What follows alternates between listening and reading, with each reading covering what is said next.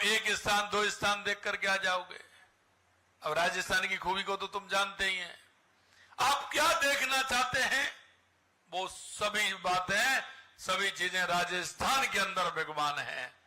आप अगर बड़े बड़े किले देखना चाहते हैं तो वो किले राजस्थान में हैं। महल देखना चाहते हैं तो वो भी राजस्थान में है।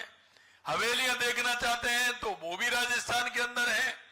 आप डेजर्ट देखना चाहते हैं, रेगिस्तान देखना चाहते हैं तो वो भी राजस्थान में है। और आप झीलें देखना चाहते हैं तो वो भी राजस्थान में है। आप अभ्यारण्य देखना चाहते हैं, लॉयन देखना चाहते हैं, चीता देखना चाहते हैं तो अभ्यारण्य भी राजस्थान में है। आप बर्ड सेंचुरी देखना चाहते हैं तो वो आपके ताल छापर और bird sanctuary Keoladeo national park वो भी राजस्थान में है। आप क्या देखना चाहते हैं? अगर आप मंदिर देखना चाहते हैं तो खाटू श्याम जी से बड़ा कोई मंदिर नहीं है, सालासर जी से बड़ा कोई मंदिर नहीं है, मैनीपुर बालाजी से बड़ा कोई मंदिर नहीं है। और आप तीर्थ देखना चाहते थे तो पुष्कर राज तीर्थ से कोई बड़ा तीर्थ नहीं है। आप अगर देवी माँ की बात करें तो हमारी तनोट माता, शाकंभरी माता, अब लगातार आप देखेंगे हर 20 किलोमीटर पर आपको धार्मिक टूरिस्ट भी आपको देखने को मिलेगा। और इसलिए मैं कहता हूं दूसरे प्रदेश में जाओगे तो एक टिकट से एक ही फिल्म देख पाओगे, और राजस्थान में आओगे तो एक टिकट से 5 फिल्म देख करके आओगे। जो आप देखना चाहते हैं वो आपको मिलेगा। और दूसरी बात मैं ये कहना चाहता हूं, हमने पहली साल राइजिंग राजस्थान किया था, 35 लाख करोड़ के एमओयू हमने किए, 9 लाख करोड़ रुपए के जमीन पर उतर गए। उससे भी हमारा उद्योग बढ़ा है। जब हम राजस्थान में आए थे 2.25 साल पहले हमारी सरकार बनी थी, तो राजस्थान की जनता से हमने वायदा किया। यह बात मैं आपसे इसलिए कहना चाहता हूं, 2.25 साल में राजस्थान के अंदर इतना काम हो सकता है तो बंगाल में क्यों नहीं हो सकता, यह भी मैं कहना चाहता हूं। आप देखिए राजस्थान के अंदर पहले पानी की समस्या थी, लेकिन 2 साल के अंदर माननीय प्रधानमंत्री जी के नेतृत्व में बड़ी बड़ी योजना हमारी आ गई। कोई 90 लाख करोड़ रुपए की योजना, 32 लाख करोड़ रुपए की योजना, 12 लाख करोड़ रुपए की योजना, 10 लाख करोड़ रुपए की योजना, 90 लाख करोड़ की राम जल सेतु ईआरसीपी की योजना, 32,000 करोड़ रुपए की हमारी शेखावाटी को यमुना पानी का जो समझौता हुआ है उसकी योजना, 5,000 करोड़ रुपए गंग नहर से इंदिरा नहर गंग नहर जाती है उसके लिए योजना, 10,000 करोड़ में देवास स्कीम हमारी जो उदयपुर का पानी आधा अरब सागर की तरफ जाता था, आधा हिंद महासागर की तरफ जाता था, उसमें एनीकट और टनल बना के उस पानी को हमने लिया है। सोम कमलान से हमारा पाली जालोर सरोई पानी कैसे जाए उसका काम किया है। यानी कि संपूर्ण राजस्थान में पानी के लिए काम हुआ है। आज कहीं भी पानी के लिए कोई दिक्कत नहीं है। बिजली के क्षेत्र में हम आत्मनिर्भर बन गए। लगातार आप देख रहे हैं, हमने कहा किसान को 2027 में दिन में बिजली देंगे, 24 जिलों में बिजली हमने किसान को दिन में देना प्रारंभ कर दिया, उद्योग को 24 घंटे देना प्रारंभ कर दिया, उपभोक्ता को 24 घंटे प्रारंभ देना कर दिया।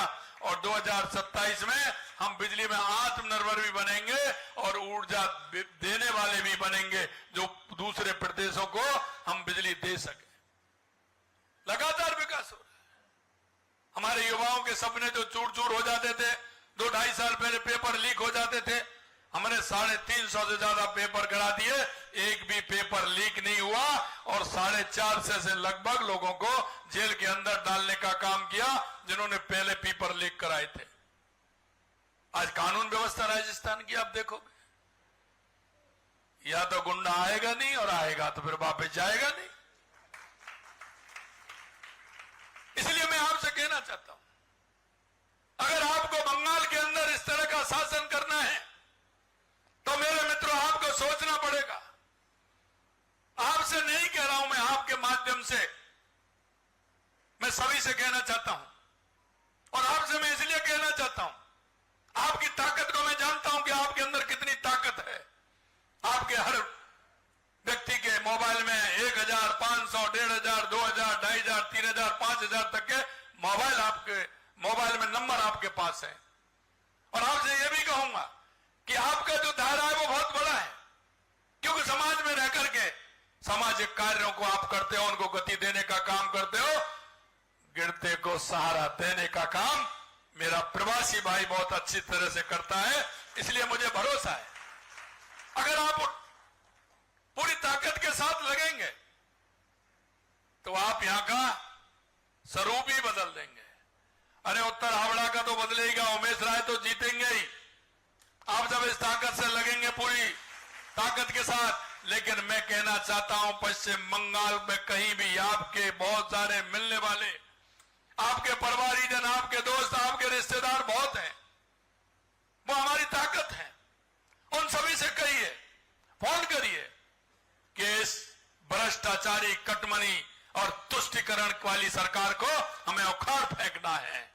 और अभी अभी आप सुन रहे थे हमारे देश के यशस्वी प्रधानमंत्री नरेंद्र मोदी जी, नारी शक्ति बंधन अधिनियम जो हमारी बहनों का अधिकार है और वो अधिकार उन्हें मिलना चाहिए।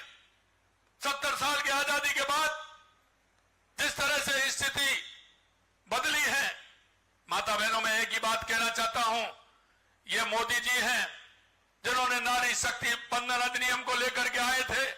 आज हमारी माता बहनें जिस तरह से हर क्षेत्र में काम कर रही हैं, आपने देखा जिस तरह से सेना से लेकर के, हवाई जहाज से लेकर के, वैज्ञानिक से लेकर के हमारी बहनें काम कर रही हैं। और ये नहीं है, ये हमारी संस्कृति के अंदर है, हमारे विचार के अंदर है। आपको सभी को पता है हमारी संस्कृति कैसी है। हम पहले, हमारी माताओं का नाम आता है, उसके बाद पिता का नाम आता है कि नहीं आता है? लक्ष्मी नारायण, सीताराम, राधे श्याम, आता है कि नहीं आता है? हमेशा हमारी संस्कृति में हमारी माता बहनों को आगे रखने का काम किया। और यही नहीं, आप ये भी देखेंगे जब हमें आवश्यकता होती है घर की तो हम किससे बात करते हैं। और आपसे भी कहना चाहता हूं, आप भी जब घर में आवश्यकता होती है तो आप हमारी माता बहनों से ही कहते हैं ये भी चाहिए, ये भी चाहिए, ये भी चाहिए। और ये अभी नहीं है, पहले से ही है। अगर पैसा चाहिए तो लक्ष्मी माता के पास जाओगे कि नहीं जाओगे? हैं? लक्ष्मी माता जी के पास जाते हैं कि नहीं जाते हैं? और जब विवेक की जरूरत होती है, बुद्धि की जरूरत होती है तो सरस्वती माता की पूजा करते हैं कि नहीं करते हैं? और जब शक्ति की जरूरत होती है तो मां काली की पूजा करते हैं कि नहीं करते हैं? बोलिए काली माता की। तो इसलिए मैं कहना चाहता हूं, हमारे प्रधानमंत्री जी कह रहे थे, अभी आपने सुना वो कितने भावुक हो रहे थे। उनके मन में यह था कि 21वीं सदी में हमारी माता बहनों को पूरा अधिकार मिले, उनको संसद में और विधानसभा में उनके पूरे अधिकार मिले, वो चुन करके आए। और विकसित भारत के लिए हमारी माता बहनों को बराबर के आकर के उनको आना और देश में सहयोग करना, यह बहुत बड़ा काम है, जिससे कि हमारा भारत विकसित भारत बन सके। हमारी माता बहनें आएंगे तो निश्चित रूप से उनकी सभी में सहभागिता होगी और उस सहभागिता के साथ हमारी माता बहनें काम करेंगे। मेरे भाइयों बहनों, मैं ये कहना चाहता हूं कि ये जो लोग हैं इन्होंने अब तक कुछ नहीं किया। 2-4 बात मैं आपको ध्यान दिलाना चाहता हूं, क्योंकि हमें पता है माननीय प्रधानमंत्री नरेंद्र मोदी जी 2014 में आए थे, उन्होंने एक अभियान चलाया था। जब उन्होंने देखा कि लिंग अनुपात में हमारी माता बहनों की संख्या कम हो रही है, तो उन्होंने बेटी बचाओ बेटी पढ़ाओ का अभियान लिया था, पूरे देश के अंदर चलाया था। और आज उसमें कितना अंतर कम हुआ है ये आप सभी को देखने को मिलता है। अरे हमारी माता बहनें ये सृष्टि की रचयिता है। यही नहीं, इसके बाद आपने देखा होगा 2014 के बाद जब माननीय प्रधानमंत्री जी बने हमारे मोदी जी, तो उन्होंने सबसे पहले माता बहनों की पीड़ा, क्योंकि शौच से निवृत्त होने के लिए तो रात्रि का इंतजार करते थे या सुबह सूर्य निकलने से पहले माता बहनें जाती थी, उनको सम्मान देने का काम किया तो माननीय प्रधानमंत्री जी ने किया। और गांव में आपने देखा होगा हमारी दादी माता जी चूल्हे पर रोटी बनाती थी, आती धुआं उनके फेफड़े में जाती थी, आंखें भी खराब होती थी। अगर उज्ज्वला का गैस की टंकी देकर के सम्मान दिया तो देश के यशस्वी प्रधानमंत्री नरेंद्र मोदी जी ने दिया। यही नहीं मेरे भाई और बहनों, अरे गरीब तो बैंक में जाता ही नहीं था, कोई पैसे वाले वो ही जाते थे, गरीब कहां जा पाता था। माता बहनें तो पैसे वाले की भी खाते नहीं होते थे। कोई होशियार आदमी किसी को बनवाना होता तो वो वाले खोल देने, कोई नहीं खोलता था। अब जनधन के माध्यम से माता बहनों के खाते बैंक में खुल करके हमारी माता बहनों को भी सम्मान देने का काम किया, तो माननीय हमारे प्रधानमंत्री जी ने किया। और उसमें भी बंगाल में तो कटमनी चलती थी, कटमनी, उस कटमनी से छुटकारा पाने के लिए सीधा उनके खाते में डीबीटी के माध्यम से पैसा पहुंचे। ये भी अगर किया तो देश के यशस्वी प्रधानमंत्री नरेंद्र मोदी जी ने किया, इसलिए वो करना चाहते हैं। और आज जिस तरह की उनकी अपील थी, उन्होंने कहा था कि हम इसको करना चाहते हैं, लेकिन ये कांग्रेस और कांग्रेस से संबंधित जो ये दल हैं, इनकी मानसिकता कैसी आप सभी को पता है। मैं मेरी माता बहनों, आपसे मैं यही कहना चाहता हूं, आप घर घर जाइए, सभी माता बहनों से कहिए कि हमारे साथ जिस तरह से कांग्रेस ने और कांग्रेस से संबंधित इन्होंने किया है, वो माता बहनों के लिए अपमान की बात है। इसलिए मैं आपसे कहना चाहता हूं कि आप इसको हर माता बहनों के पास पहुंचाएंगे और उनसे कहेंगे कि ऐसे लोगों की जो मानसिकता है वो ठीक नहीं है। अंत में मेरे भाइयों बहनों, मैं यही कहना चाहता हूं आपसे कि अगर आपको राजस्थान जैसा विकास चाहिए तो हमारे बंगाल को भ्रष्टाचार और कटमनी और इस तुष्टिकरण की स्थिति से बदलना होगा। और मुझे पता है कि मैं 2 दिन से यहां हूं, मैं देख रहा हूं जिस तरह की ऊर्जा, क्योंकि पिछली बार भी मैं रहा था, मैं पूछता था, किसी चाय की दुकान पर जाता था, किसी पान के खोखे पर जाता था, मैं उनसे पूछता था तो कहते साहब मालूम पड़ेगा। लेकिन आज मैं देख रहा हूं, जब मैं जाता हूं और पूछता हूं, तो जब मैं कहता हूं क्या हालचाल है, क्या होगा, तो वो कहता है, यूं हाथ हिलाता है, यूं कहता है चिंता मत करिए, पलटना है। तो मैं आपसे यही कहूंगा कि इस बार बंगाल के अंदर देश के यशस्वी प्रधानमंत्री नरेंद्र मोदी जी के नेतृत्व में भारतीय जनता पार्टी की सरकार बने, डबल इंजन की सरकार बने, जिससे हमारे बंगाल का विकास हो सके। इतना ही मैं कहना चाहता हूं। और यहां आपको हमारे उमेश राय जी, हमारे बहुत पुराने कार्यकर्ता हैं, 25-30 साल से पार्टी में काम कर रहे हैं। पिछली बार भी मैं इनसे मिला था। मैं आपसे कहना चाहता हूं कि इनको भारी बहुमत से हावड़ा उत्तर से आप जिताएंगे, और अगर आप जिताएं तो फिर इनको माला पहना दूं, मैं दुपट्टा पहना दूं।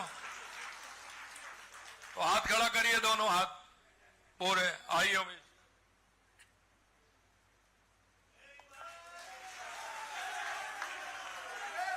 बोलिए भारत माता की, भारत माता की, भारत माता की। अंत में यही कहूंगा, पधारो हमारे देश। साल में 1-2 बार 3 बार आइए राजस्थान में, अपना काम भी करिए और देखने भी आइए। आप सभी को बहुत बहुत धन्यवाद। जय हिंद, जय भारत, जय राजस्थान।